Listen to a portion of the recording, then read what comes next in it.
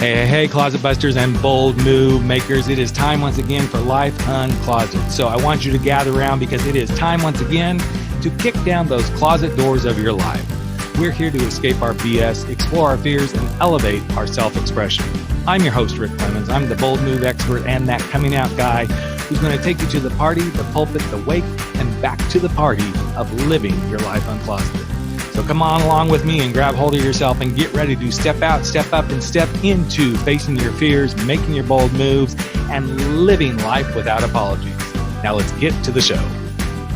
Hey, Life Uncloseted family. It is, well, we got a little surprise. We're going to kick off Pride this show. So I was waiting for the next show, and that was probably really loud how I just shouted in your ear. But turn your earphones down, whatever you got to do, because I had an opportunity to introduce you to an amazing young guy who, well, he's also very adorable, but you're not.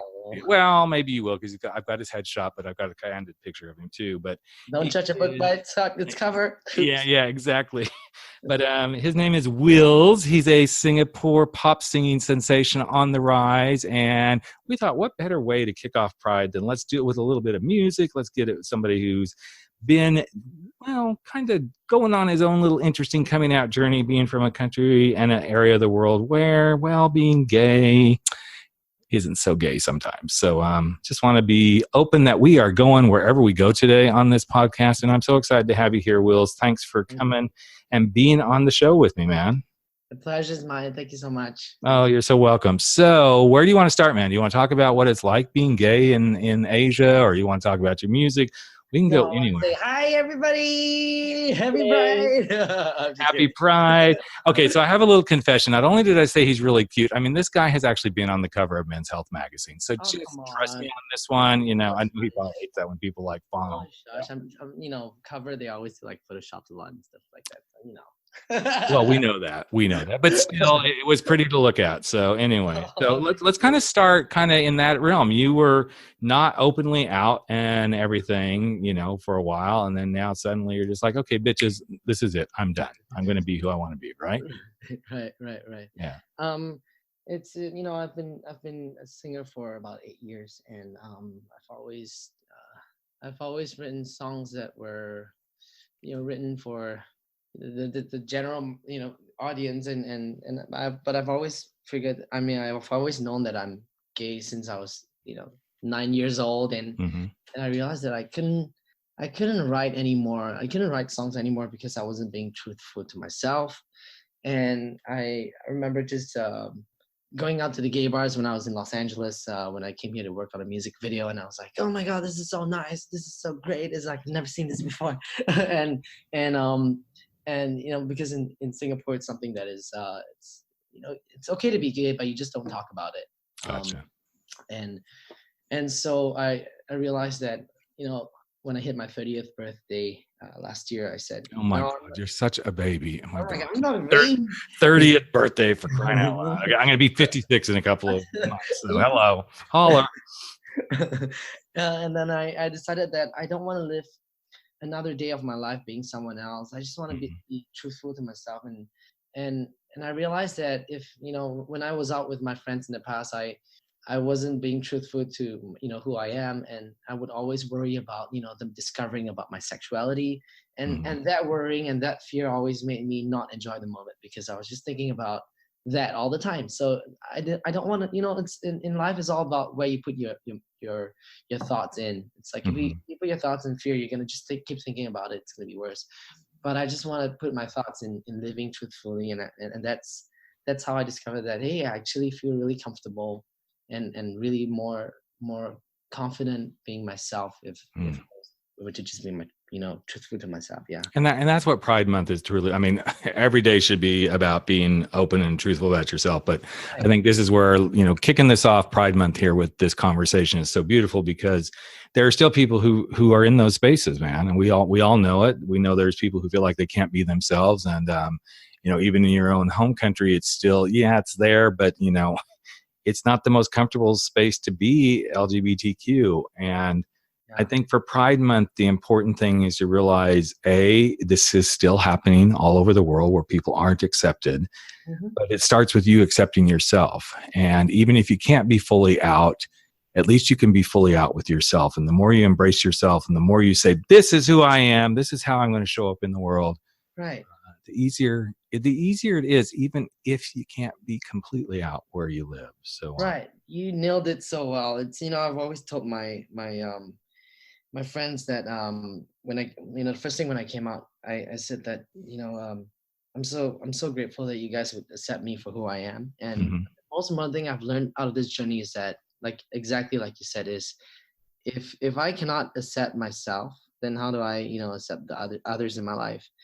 And it's important not to, it's important that you accept yourself more than other people accept you. It's, mhm.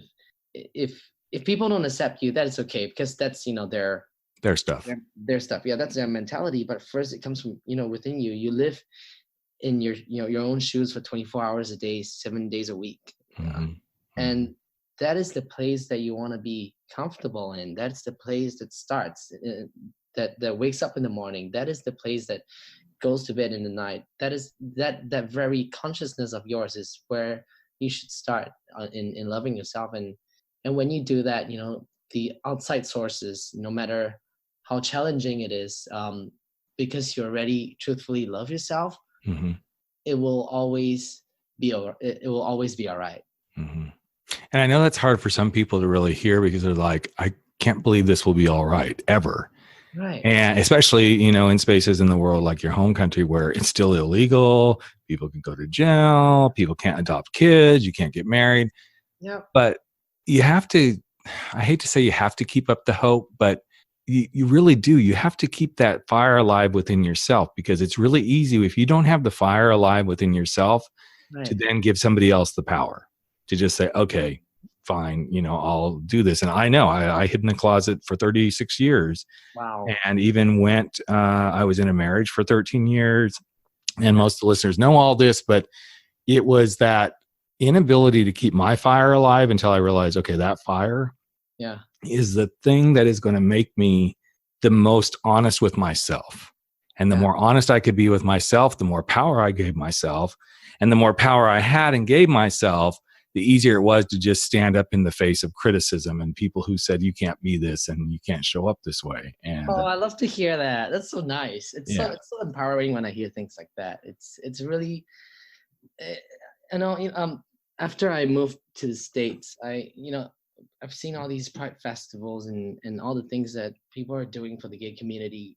I think there's so much that needs to be done in Asia, and this, Mhm, I'm taking the best out of the things I've learned from America, and I just mhm, want to share that to the world. And it's been so nice and been so refreshing when people who have been through the entire history of LGBT challenges, and mhm. they come up and they give me support, and they show their love. And it's so nice when you see part of our community sharing that with each other. That's Absolutely. so beautiful.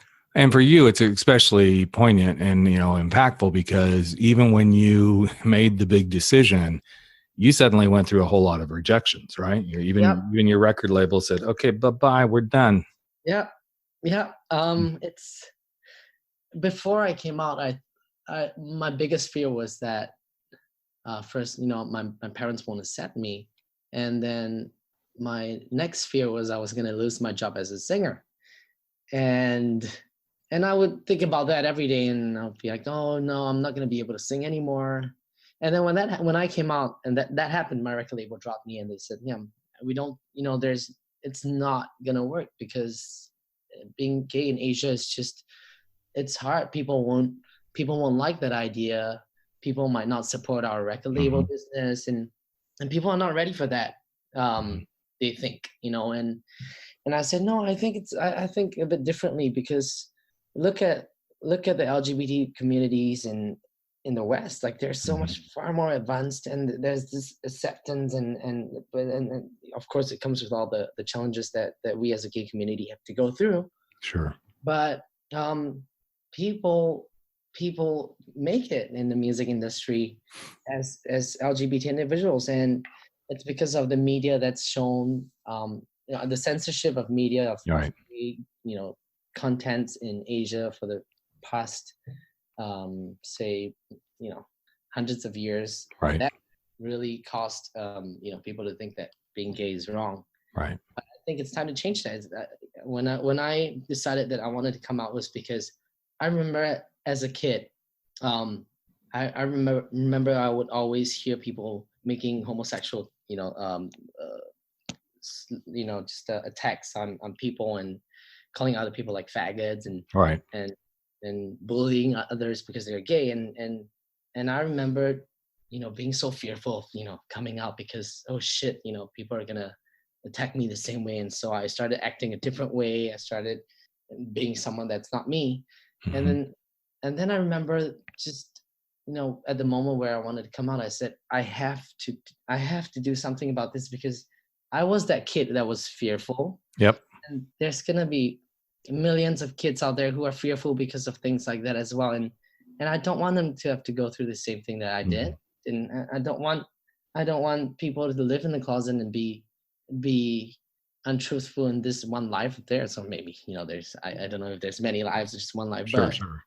but there's only, I want to make the best out of every life, and I think everybody deserves to be themselves in this world, and it's the most beautiful expression that you can give your soul when you're being truthful to yourself, and so I decided, It is a big thing. And, when I work with my clients in the world of coming out and coaching them out of the closet, yeah, especially since I work with a lot of people later in life that are coming out, it is the toughest thing for them to give themselves that privilege of being who they are, right, because they've lived so long not being. And I know you can relate to this, because your life was very much in the spotlight. You were known for your singing, and here you are, this pop singer in Singapore and Asia, and the perceived perception of who Wils was this. This is what we knew him as. right, And it's very similar to being you were married to your work and what you did. And it's very similar to, those of us who come out late in life, we're married to this life, the persona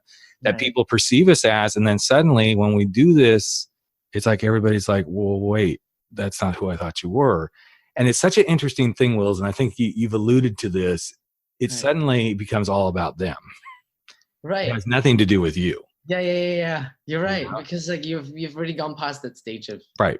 Right. of being, truthful to yourself, and you realize, oh, okay, it's time for Yeah, that. it's good. And what I find so fascinating when I have these kind of conversations is everybody has pretty much a very similar experience about, there are those people who are like, okay, we can't have anything to do with you. And when it becomes about them, Right. they wonder why we as a community can be so upset by how we get treated. It's like, how would you feel if suddenly, because of you being heterosexual, I couldn't have anything to do with you? Right. What? Right. Exactly. It's just It's it's absurd. rolling my eyes so hard. But I'm also curious, because I know in the LGBTQ community, Right. we can be such bitches sometimes. Oh yeah, we can. But I also think it's because of the hardships that we go through as well Yeah. that makes us a little bit more that way. Yes, I agree 100%. I think You know, sometimes we don't realize our own defensiveness comes from what we've been put through. And sometimes we need to take a chill pill, step back and go, okay. And I know, because I've worked with some clients who are men of color and men of Asian descent, that sometimes the shit you go through just being an Asian gay man just adds to Mm-hmm. this whole journey. Mm-hmm. The shit such as having to eat Korean barbecue all the time. Mhm. I'm just kidding. I love it. Okay, you and I could be besties right now, because I'll go eat Korean barbecue with you anytime. So, You have to add sesame salt and oil. No, okay. so sesame oil and salt. Sorry. Yes, That there you has- go. Yeah, combination. But what have you seen as now, you've come out, Yeah. and I know there's probably aspects of your life that, okay, you knew who you were before, but now that you're out, have you seen like additional like discrimination come your way inside the community, or was that No. something? Inside the community, it's 100% acceptance, like and Okay. support and love. That's really nice to see, and it's because of the gay community support.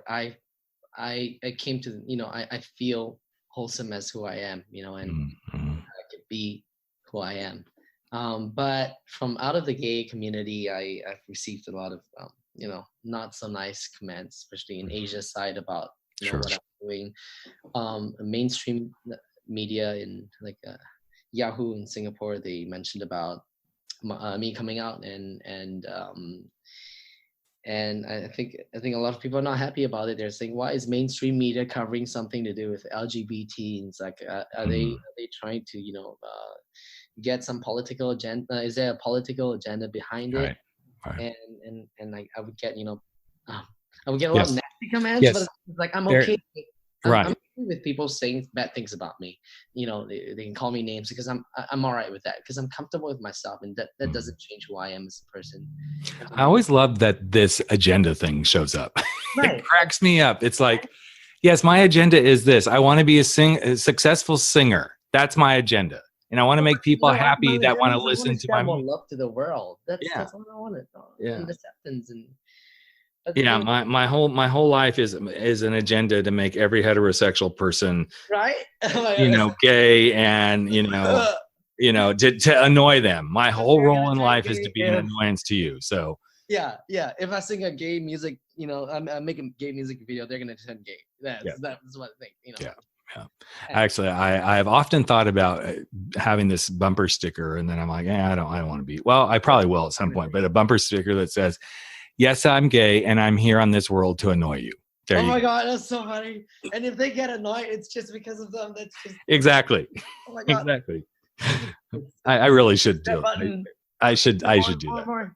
Yeah, exactly. So let's talk about the music now, because I know prior to this, is there a difference in the music that you were doing, and then now you're out, and okay, so everybody's going to say, so everything he's going to do now is going to be all gay because he's an out gay pop singer now, so it's got to be all gay boys and girls, So funny. which I don't think that's it. Even though you have a beautiful song in Oh Babe, that or Open Up Babe, that really does, it is about that opening up and being in your truth. But Right. prior to this, kind of describe the pre-closeted Wils and now the fabulous Wils that he is now. So It's after coming out, it's just part of my artist mentality is that I can now sing about everything. I can finally, it's just I have nothing to hide anymore, and so I could truthfully sing with my heart and my soul. I can write and sing things that from a third person's point of view. I can write about my own experiences. As a gay man, or as when I was in the closet man. It just opens up. So open up, babe, the song name. It just opens up so much more dimensions for my creativity that I can just be more expressive about everything. And there's no holding back. Hey, I love that you said that, Wills, because here's something that I think, okay, I'm going to go pick on some people right now. Everybody who's like, oh, well, they're just pushing their agenda. No, we're opening up, and that doesn't mean we're suddenly going to flail our arms around. Doesn't mean that, you're going to go down the whole stereotypes. It's just, I'm just opening up and being me. And I think a lot of times when that button gets pushed on some of these people, especially the extreme people, is yes, they're being them. In their extremists, they're being them. But what they don't get is their extremist is hurting people.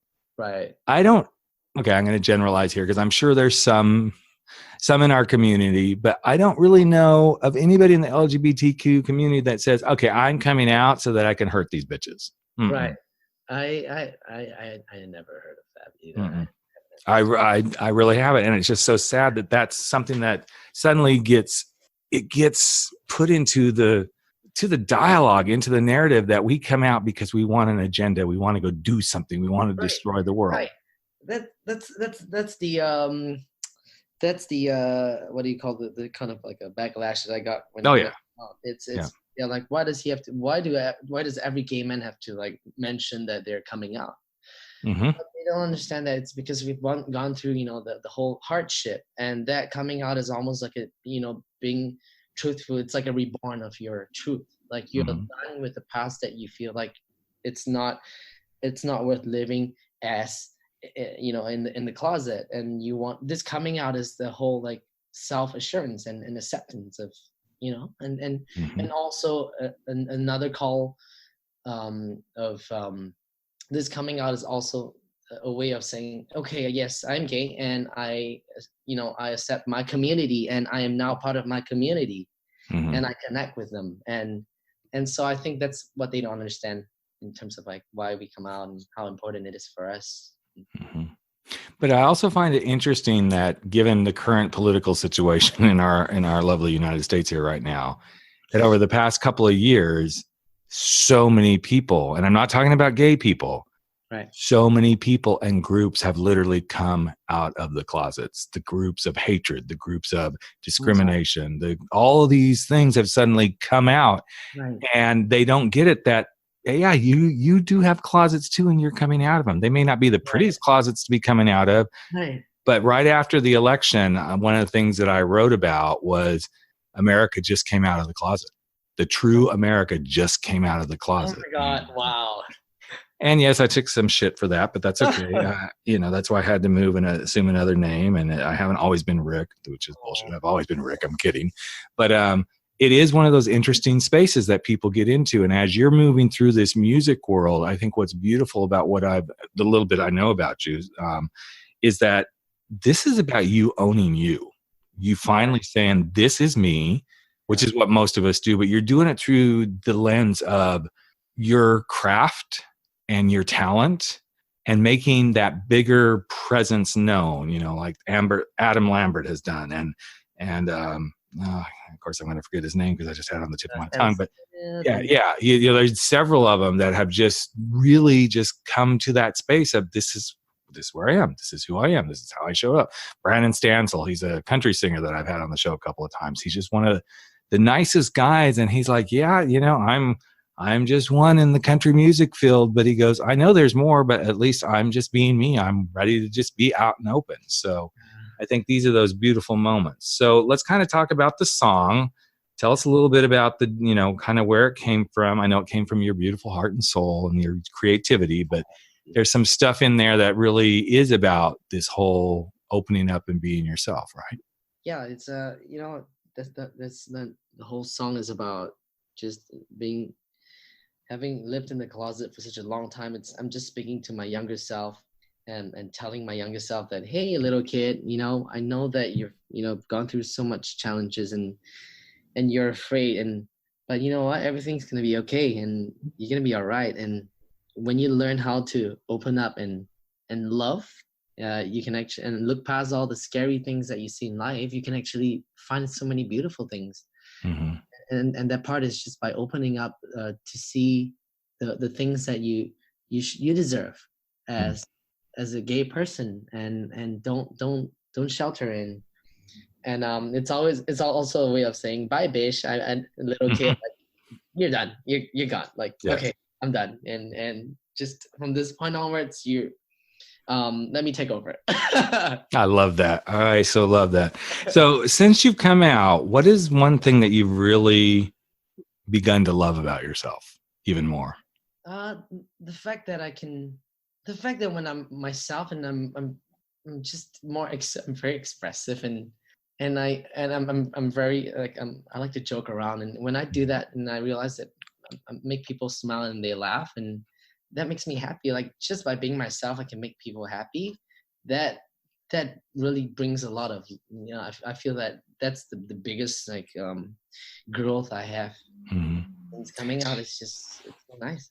There's such a interesting, and I see it in different ways with different people, but I know when I came out, there was like the challenge because I was married and had kids and all this stuff. But as soon as it happened, there was just this like feeling of relief and feeling of, okay, I can shed this skin. And I literally did shed a lot of skin. I dropped like 100 pounds in like 6 months. Oh, yeah, that's so funny. Oh my God.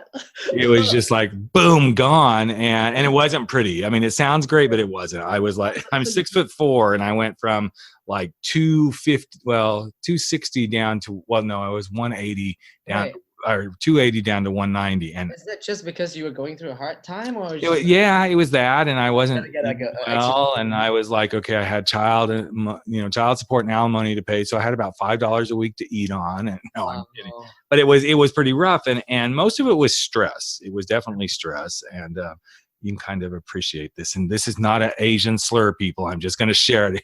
I was living on top ramen, literally. That's all I ate was top ramen all the time. And true confessions, and I drank a lot of wine. So that was my diet.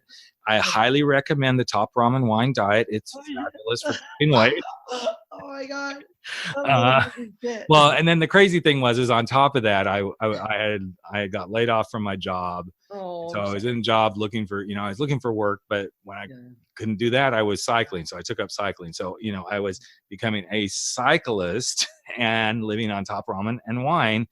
And that combination took like 100 pounds off my body in no time flat. And so now here I am back up big again. I'm like, do I have what it takes? Should I try that again? I don't think so. At 55 years old. No, bitches. The wine is fine. Wait, just come out.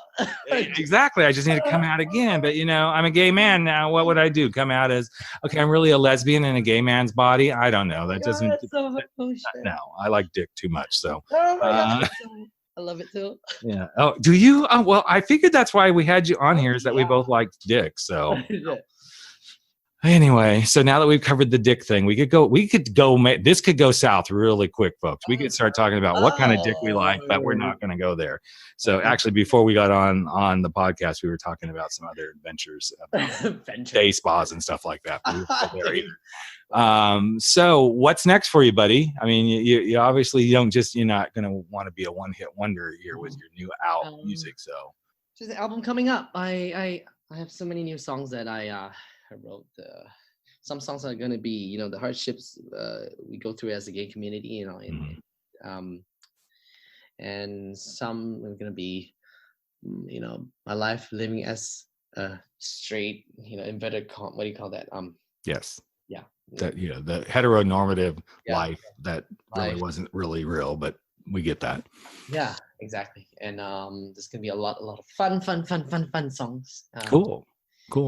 Yeah, that's the album coming up, so that's next year. So what do you want for yourself in the next couple of years? Be a little selfish here. What would you like to see happen for you? Yeah. I want to be able to tour areas that are not LGBT friendly in Asia. I really want to make a difference out there and of course tour around America and the UK. That's gonna be, but more targeting the places that are not as accepting first before I go to the places that are more accepting. That's what I want. Yeah. That's awesome, man. Yeah. It's a great goal. I love it. Sometimes it is the scariest things to go do are the things that are most fulfilling. It is. It is when you hear, when you receive, messages online of how people tell you about their experiences, and you get that a lot because you're empowering people who are who are. I get it a lot because I'm fabulous. Let's just say it. Rick and Wils were fabulous, so we get that a lot. And no, I'm more. Well, I'm kind of humble that way, but you're right. It is that thing when you get that either that. In fact, I just literally got one today. I got a form filled out on my website from a gal that says, I've been listening. She had heard me on another podcast, and it was one that I work for another coaching company, coaching speakers and helping them build their speaking business. She goes, I heard you on that podcast, and you were so raw and real about where you came from and the truth of who you are and how you took, your own experience and turned it into a speaking business and everything. And she goes, it gave me chills. And she goes, I'm a straight woman who really wants to have impact in the LGBTQ community. And I'm just wondering if you give me some time to talk to you about, those are the moments where you just go, I could literally, die today and go, I did what I was meant to do here, not that I want to die today. No. No, I have to be able to torture grandchildren at some point. Oh my God, torture. That's so funny. Oh shit. Yes, I think my daughters are kind of like, torture. We may have children and just not tell you that we have them because that's so funny. Yeah. So, but yeah, it'll be interesting because my husband and I I don't know. We met when my youngest daughter was, which now is our daughter, of course. Right. She was only 18 months old. Oh, wow. So we kind of know how to do. Well, I know how to do the daddy years, like from conception through. But this will be interesting. Yeah, hello, daddy. It'll be interesting as we become grandfathers and watch how this all transpires, because that will be a whole new coming out journey for us. Yeah, right. You're saying it's really interesting, because you go through like the whole thing of being a father, and then there's that new stage of being a grandfather. That's yes, which is not to get confused with being a daddy. So right, exactly. Very clear. The thinking, Yeah, exactly. So, and for those of you that are listening that don't get the whole daddy thing, just go look it up on Google. You'll figure it out. Just put gay daddy in, and well, well, actually, don't do that, because you might end up on some porn sites that you don't really want to be on. But and actually, you don't want that in your history. So let's just say that the daddy thing is kind of a thing, People used actually, it's not just a thing for the gay community. It happens in the straight community. Oh, it does, yeah. Some people want daddy. Some people. It's almost like it's almost like a way of witness. I don't know, when I feel like when people call others daddy, I feel like there's like a form of like a respect in there. Like, hey, you're more mature than I am, and I want to take like guidance from you. It almost feels that way when they call it that way. It is, and it's interesting because I had this conversation on my other podcast that's getting ready to launch. So there's my little plug for that. 40 Plus Real Men, Real Talk. But I was talking with one of my guests about that, and how sometimes as we get older, and somebody says, well, I really wanted to talk to you because you're older. So you just let that pin drop, that might happen right there. And it's like, okay, bitch, yes, I might be 50 some years old, but I'm not. But what we need to do is we need to embrace that, because that older, wiser is oftentimes that's a really big compliment. Yeah. And of course, in the gay community, it can be a lot of things, like, oh, yes, daddy, okay, fine. That could be fun.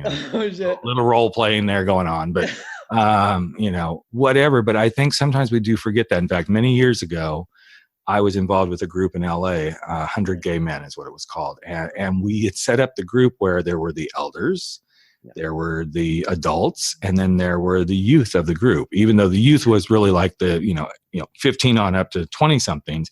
But it was because we wanted to appreciate the stages that we go through as not just men, but as gay men, and how the elders in our communities are really the trailblazers. They have blazed those trails for all of us. Hell yes. And I think sometimes we have to learn to appreciate that. So, all right, young man, this has been fun.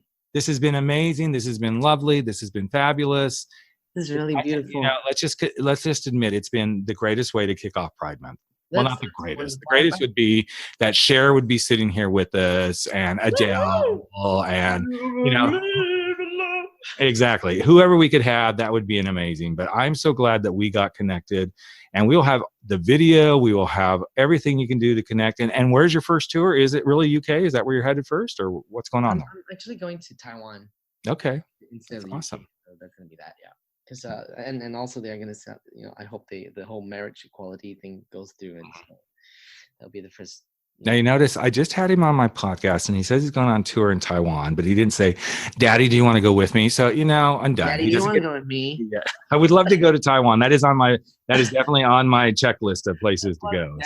Daddy, Daddy, let's go. Yeah, I will be the tour coach. I will coach all those people who are struggling. You could do like a crowd call. Like, so if you're wanting to come out and you're not quite there and you need it, Daddy's about to come out to bless all of you. Yeah, Papa Rick, Daddy Bear is going to come out and he's going to help you. Oh my God, it's so funny. It's so funny. That would be kind of fun. Yeah, hey, okay. Well, I'll get my people to talk to your people, and we'll figure that whole thing out. So. Yeah. All right, Wils. You know what? Love you, man. Love your energy. Wishing you all the success in the world. And thanks again for sharing your afternoon, your day, your evening, your life with us. Thank you for giving me this opportunity and this voice. I love you all. Bye. Happy Pride. Hey, Life Uncloseted family. Another episode of Life Uncloseted has come to an end, and it is time for all of us to sashay away and go face our fears, make those bold moves, and stand up to living our life without apology. But before you do, I've got a favor to ask of you. Would you hop over to iTunes or Spotify or Podbean or wherever it is that you're listening to this, and just give us a little bit of love if you like what we're doing here at Life Uncloseted. Here's what it does. It helps other people find the show. It helps other people get to know what we're all about. And you just might help change a life. In fact, if you really want to change a life, we'd love it if you just ask a friend to take a listen and see what they think. So that's it. Love you all deeply. I'm Rick Clemens, the host of Life Uncloseted, and never stop stepping out, stepping up, and stepping into living your life uncloseted.